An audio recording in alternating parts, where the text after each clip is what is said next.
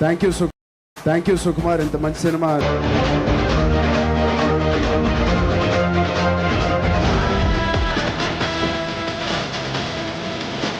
సుకుమార్ ఒకసారి క్యారెక్టరేషన్ పట్టుకున్నాడంటే క్యారెక్టర్ని ఎలివేట్ చేయడంలో దాంట్లో సూపర్ ఎలివేట్ చేస్తాడు. నా ఒంటి మీద ఒక్క దెబ్బ పడ్డా నీ ప్రేమ మీద నేను నమ్మకం లేనట్టే. నాకు ఆయన మొదటి సినిమా నుంచి కూడా నాకు చాలా ఇష్టమైన దర్శకుడు, సహజత్వానికి దగ్గరగా ఉండే దర్శకుడు.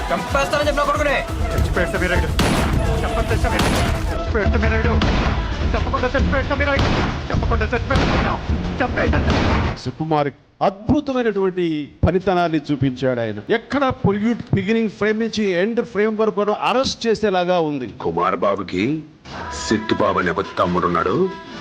ఆడిని ముట్టుకోవాలంటే ఈ సిట్టు బాబు గుండెగా దాటి వెళ్ళాలని చెప్పండి. దాటి వెళ్ళలేరని కూడా చెప్పండి. ఇది సార్ నాకు రావాల్సిన పైసా అది 7 కొండల మీద ఉన్న 7 సముద్రాలు దాటున్నా పోయి తెచ్చుకునేదే పుష్పవనం అన్నమాట.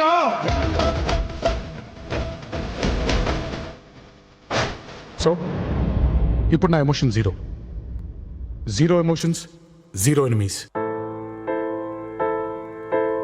నాన్నకు ప్రేమతో కథ చుట్టూ జీవితం. ఈ చిత్రం కథ పుట్టింది సుకుమార్ గారి నాన్నగారు కొన ఊపిరిలో ఉండగా పుట్టింది. ఇది ఇట్లాంటి దర్శకుడు తెలుగు ఇండస్ట్రీలో మళ్ళీ పుట్టడండి ఆయన తర్వాత.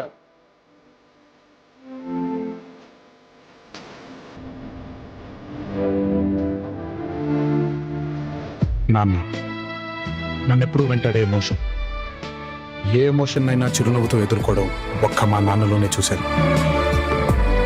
మై జర్నీ ఎప్పుడు అందంగా ఉండదు. మీరు నమ్మండి, చాలా బాధపడుతూ చేస్తాను నా జర్నీ. నేను హ్యాపీగా ఉండను నా జర్నీలో. అందుకే నాకు సక్సెస్ కావాలి. నేను తీసిన సినిమా హిట్ కావాల్సింది. పుష్ప లాంటి సినిమా తీయాలంటే, ఇలాంటి ఒక యూనివర్స్ ని క్రియేట్ చేయాలంటే, అందులో ఇలాంటి పాత్రలు క్రియేట్ చేయాలంటే సుకుమార్ తప్ప ఇంకెవరు చేయలేరు. పుష్ప 1 సినిమాతో నేషనల్ లెవెల్లో వండర్ఫుల్ బజ్ క్రియేట్ చేసి ఎప్పుడెప్పుడా అని ఆల్ ఓవర్ ద వరల్డ్ ఎదురు చూస్తున్న పుష్ప 2 సినిమా సుకుమార్ గారికి దర్శకుడిగా అండ్ నిర్మాతగా కూడా ఆయనకు అద్భుతమైన బ్లాక్ బాస్టర్ అందించాలని మనస్ఫూర్తిగా కోరుకుంటూ all the best Sukumar sir and Sukumar writings. పుష్పాట్ అనేది మీకోసం చేసింది.